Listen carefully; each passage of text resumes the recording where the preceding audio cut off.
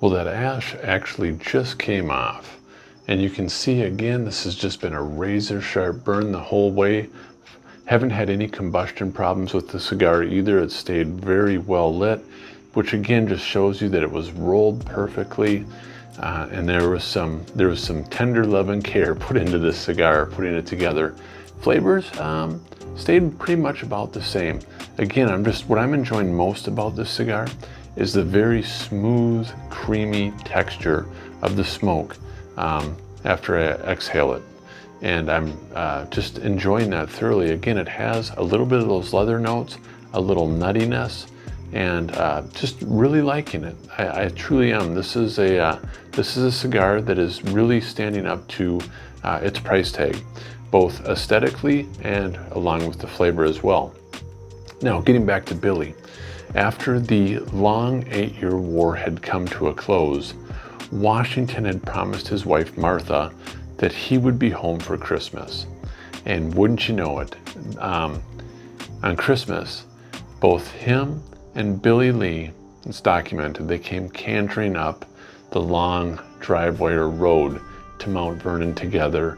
The war was over and America was victorious. She was now a free country. But part of me thinks, and I've often wondered, how Billy must have felt, knowing what he had done for his country, yet he remained enslaved. I mean, didn't the Declaration of Independence declare that all men were equal and free and they possessed certain unalienable rights?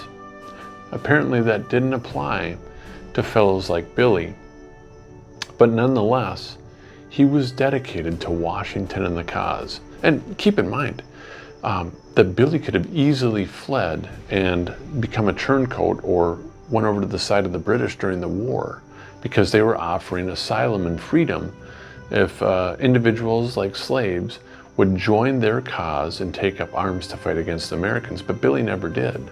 There were many that did, but Billy was not one of them. Again, he was dedicated to Washington because I think he loved Washington to the point of being a father-like figure to him. And it seems to me that the respect between these two individuals wasn't a one-way street, it was mutual. That both Billy and Washington shared this respect for one another. You got to remember that Washington never had any sons. Most historians think this is probably attributed to the fact that at a pretty young age, when he was in Barbados with his brother Lawrence, he contracted smallpox and it basically sterilized him, so he couldn't have children. So there were no sons, no daughters, just adopted individuals from Martha's previous marriage and later grandchildren.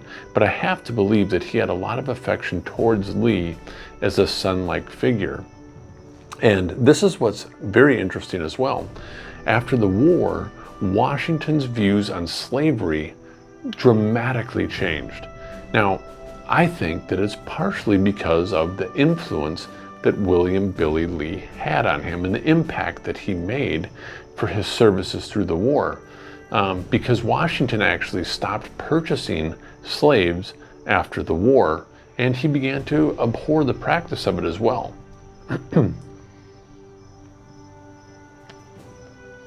But you have to think contextually, during this time, that Washington was born into a society where slavery was just normative behavior, all the way from his childhood right up until basically the present time when he began to abhor it.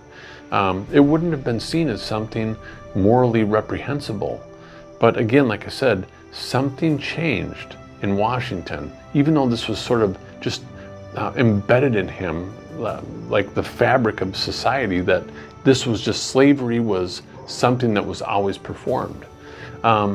Now, this is also interesting because Washington documents this. He became quite accommodating to his slaves. For example, in the state of Virginia, marriage between a black African couple was not recognized and valid. It just, you weren't legally married. But Washington did recognize it as a legal binding bond between man and woman, and he recognized them as being married. And the same was true with separating families. Washington would never sell children of a slave family to another slave owner or anything like that. He made sure that he kept them all together, which, again, I'm not trying to sugarcoat slavery, but these were things that Washington did, and you can see his mind start to evolve about the whole practice of slavery. Now, at one point, Billy actually even asked Washington after the war if his wife could come and reside with him at Mount Vernon. And this was a woman that Washington actually knew. She was a freed black woman that worked for them while they were in Philadelphia. Her name was Margaret Thomas. And Washington seems to have abhorred this woman. He didn't like her very much because he said in his diary that he never wished to see her more. But nonetheless, because of Billy and his request, Washington allowed her to come.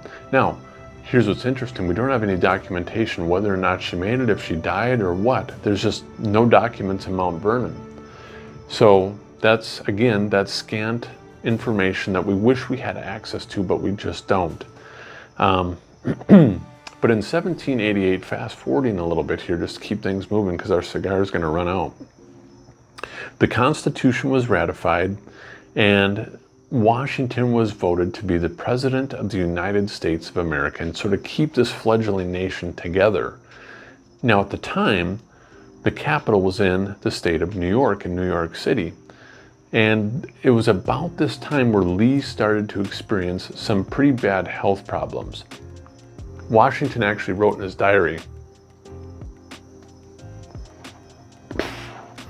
excuse me, that he had sent his valet Will, he called him Will as well, to the post office. And during this transaction, when he was doing this, Will fell and shattered the pan or his kneecap. He broke it into pieces. Now, keep in mind that if you break your kneecap and you shatter it into pieces, even in modern times with all the technology we have, it's a very difficult surgery to take place because you've got to remove all the little bones. Well, obviously in the 18th century, you weren't doing that. So Billy Lee was now a very damaged individual who couldn't walk. And this is, by the way, the second time he had injured his knees. The other time happened to a different knee, his other knee, and he was out for quite a while. Excuse me. Nonetheless, he actually convinced Washington that he was healthy enough to go with him to New York and be his valet. And you know what? After a lot of trepidation, Washington basically saying that he wasn't convinced that Lee could actually do this and perform as his valet, he nonetheless acquiesced to Lee's wanting to do this. And he said, okay, if you want to come, Billy, that's fine, you can come. And it wasn't very far into the journey when Tobias Lear, Washington's secretary, said that Lee was now pretty much limited so much that he couldn't go forward, and that Tobias Lear was going to leave him in Philadelphia. And at this point, Billy had no choice. He stayed in Philadelphia. You know, and Washington had a colossal job at this point in time. Let me take this off really quick. Just take off that first band. He was trying to run the country, and Billy was seeming to almost make that difficult for Washington. But Washington still cared enough about Billy that he said, look, you know, even though Billy's having these problems, you know, just let him get healed up and bring him up to me, and we'll do our best to get him to work up here. Well, did Billy make it to New York to see Washington? Let's get to the bottom last third of this, and we're going to wrap up.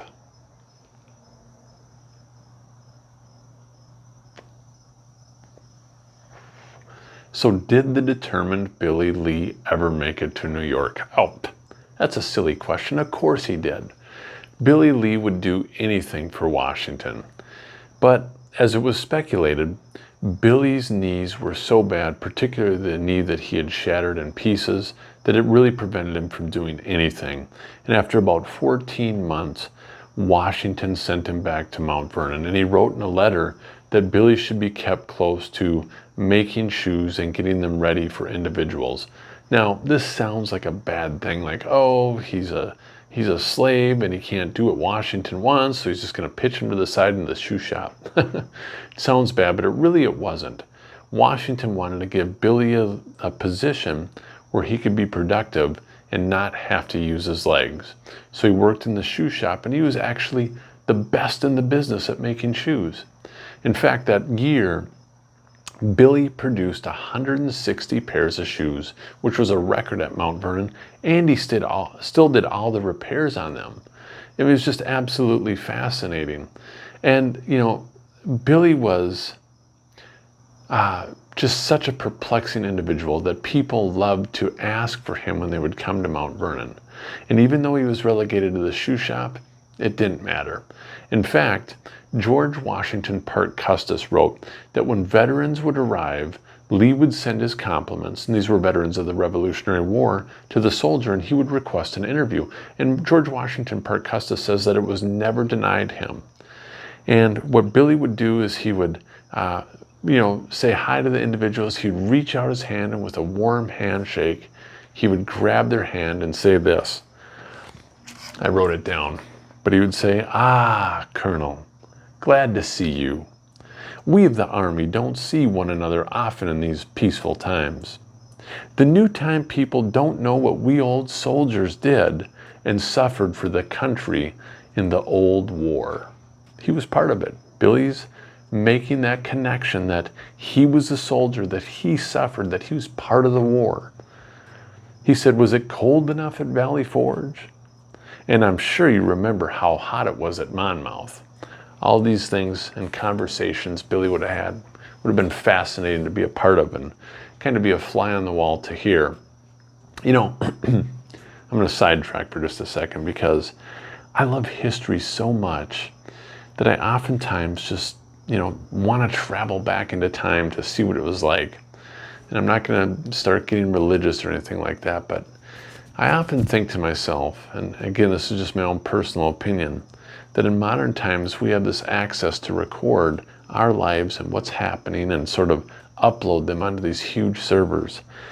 I wonder at the end of time when we stand before God or time ends, that God doesn't have like some huge system of recording everything, to where he could just unfold history before our eyes and we could see everything that happened. Just kind of a fascinating thought. I don't really have any evidence or anything like that for it, but it's just something that I think about a lot. But Billy would say this as he worked in the shoe shop, that he was an old, poor cripple. But he didn't say that to feel sorry about himself or his state. He said, "You know what, I want nothing more than to thank God for the limbs that I have," referring to his hands. And as the years passed by, Mount Vernon would change dramatically, especially after Washington passed away on December 14th of 1799. Now, it's difficult to psychoanalyze what Billy Lee must have felt. And I say that because upon the death of George Washington, the only slave that was freed in his will was William Billy Lee. There must have been tears of joy and tears of sorrow. Tears of joy because Billy was a free man now, but tears of sorrow because he loved Washington. And although Billy was a slave, like I said, I think that he really genuinely loved Washington like a father. Washington bought Lee when he was 16 years old, and Lee served with him almost every day for 20 years of his life. But now Billy's a free man. He can do what he wanted. But Washington didn't just free him. Now that Billy was free, Washington also gave him a pension. As long as he lived, Billy would be paid on an annual basis, and he had free residence to reside at Mount Vernon. In Washington's will, he said that I give, referring to Billy, I give him as a testimony of my sense of his attachment to me. and for his faithful services during the Revolutionary War. Washington wrote that in his will. Now, Lee would live another 12 years and pass away around 1810, and as I stated in the monologue, it's believed that Lee is buried at the slave burial site there at Mount Vernon, but I think it's important to remember that that's where the slaves were buried, and Billy Lee wasn't a slave when he died. I don't know where Billy Lee and his remains reside. I'd love to know, to pay respect to them. But I think the important thing to remember here is the legacy that he left.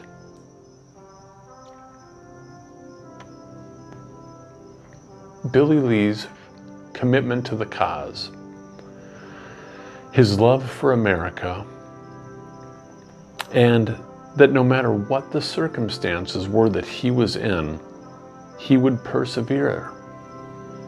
And in the end, it definitely paid dividends. You know, William Billy Lee is an American icon, and I believe he's a real American hero that deserves his place in the hearts of every single American, and his story should be told and retold for generation upon generation. So, until next time, we'll see you later.